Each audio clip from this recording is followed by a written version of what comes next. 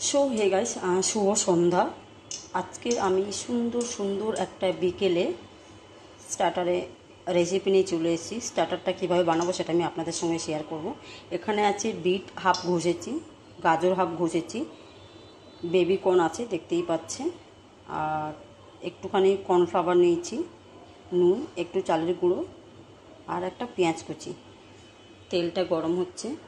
গতকাল বানিয়েছিলাম আমি, মানে আগামীকাল বানিয়েছিলাম, খুব ভালো হয়েছে, তাই আজকে আবার বানাতে হচ্ছে। তো দেখতে থাকুন, সঙ্গে থাকুন। ভাজার কায়দাটা আমি একটু বলে দিচ্ছি। তেলটা হিট হবে, তারপরে কম করে দেবেন গ্যাস, একদম লো ফ্লেমে।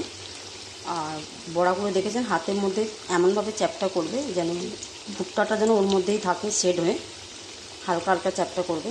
আর লো ফ্লেমেই ছেড়ে দিতে হবে, কারণ তেজ যখনই আপনি গ্যাসটা তেজ করবেন তখন ওটা ছেড়ে ছেড়ে চলে যাবে। তো তার কারণে এইভাবে করে ভাজতে হয়। দেখুন আমার ভাজা হয়ে গেছে, 6টা মতন প্রায় ভাজা হয়ে গেছে। এটা আমি প্লেটে করে এখন সার্ভ করে দেবো। দেখুন এইভাবে করে সস দিয়ে খেতে হয়।